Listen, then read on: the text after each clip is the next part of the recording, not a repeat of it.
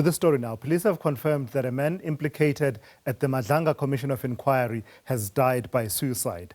41-year-old Wiandre Pretorius died by suicide in an incident that occurred in the presence of his partner at a filling station in Brakpan, east of Gauteng, and which allegedly involved a firearm. On Thursday, Pretorius survived an attempt on his life outside his Boksburg home when gunmen fired 16 bullets into his car. Police spokesperson Athlenda Mate says investigations are underway to determine the circumstances surrounding his death. For more on this, I'm joined now by SABC News reporter Calvin Dludla, live and direct for us in studio. Calvin, shocking incident. There are some videos circulating, but we are choosing to be responsible, not choosing sensation. We are not showing those videos. But what do we know about the circumstances of the death of this man? Good afternoon to you, Tulasizo, and to our SABC viewers at home. Yes, Athlenda Mate, the police spokesperson, did confirm today, that an incident took place yesterday at around 9:15 at night. We are told that this incident took place at a filling station, and we are told that Wiandre Pretorious went to the filling station, and that is where he met with the fiancé, and they had an argument. And that particular video, Tulasizo, unfortunately, as you have mentioned, we can't show that video to our viewers at home because of its sensitivity, but you could see Wiandre engaging with the fiancé. You could see that they are having an argument. It was a heated debate. Unfortunately, we could not get the sound. We could not get to understand what exactly was happening on that particular video. But after that exchange of words, you could see Pretorius stepping in and out of the conversation, and he had a 9mm pistol on his hand, and that is when he shot himself on the head, and he died instantly. But Athlenda Mate will elaborate more on this particular bite that is coming.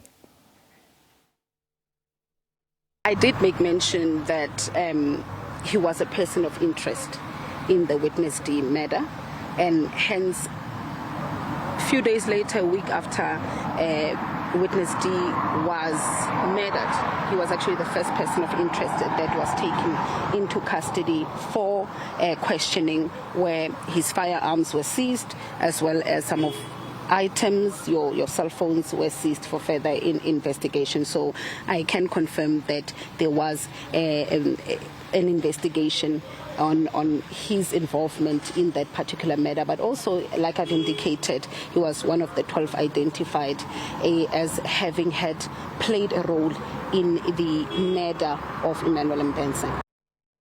So that's Athlenda Mate. They're talking to you a bit earlier on. The sense we are getting then, Calvin, about this man, Wiandre Pretorius, a couple of days ago, he survives an attempt on his life, 16 shots fired, and he comes out of it alive, only for him to die in this manner a couple of days later. The common thread, though, I suppose, is what Athlenda is talking about there, the death of Emmanuel Mbenza and the testimony of Witness D before the commission.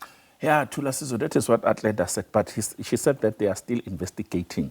But you would understand that Emmanuel Mbenza died in 2022, and after his death, Witness D comes into the Madlanga Commission and say, no, I know who's responsible, and he's naming this particular deceased individual, which is Pretorius. He survived 16 bullets, as you have mentioned, 16 bullets. Police are still investigating. They told us that they can't give us an update of that particular investigation on that particular hit on Pretorius. He survived 16 bullet pumped on his motor vehicle. A few days later, he goes to a filling station. He argues with the fiancé, and he shoots himself. Out of those people whom police are looking for, or they have interest, the IP and the police, they told us that 12 people, they have a particular interest on the matter. 3 of them died. They were assassinated.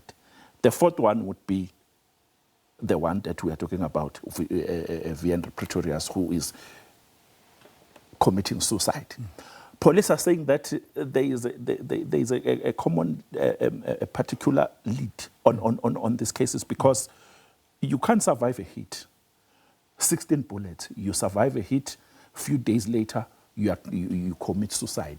Remember, also Witness D died, and the other 2 also died, which means out of 12 people that police have interest on, 4 now, they are dead. 3 were assassinated, and this one decided to commit suicide. Sure, yeah. So that really adds to the whole concern about the safety of people that are involved in there, and also the pace of the investigation by IPID, for example, because, as you say, this is an incident that happened in 2022. Just as a reminder, this is the case where Witness D said the body of the man was then dumped into a dam out in the East Rand.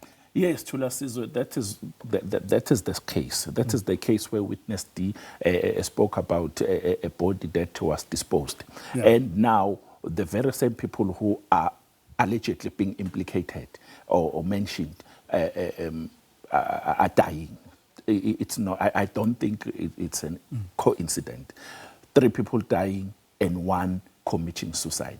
We will try to engage with the wife, with the fiancé, because we are told that the fiancé was there, and you could see on that particular video. We'll try by all means to get a sense of what really transpired. But also, we'll also engage the Independent Police Investigative Directorate, the IPID, so that maybe Shuping can be able to explain to us about the progress of their investigations. Because Atlanta Mate did mention that apparently, the IPID have completed their investigations. And one would ask, after the completion of the investigations by the Independent Directorate, and then a person of interest is committing suicide, what exactly is happening? That would be revealed by the IPID. Yeah, Calvin, thank you for that reporting. Calvin Dludla tracking that story for us. I suppose this is one of those situations where the IPID investigating independent police investigating directorate that investigates conduct of police officers can't afford to sit and say nothing.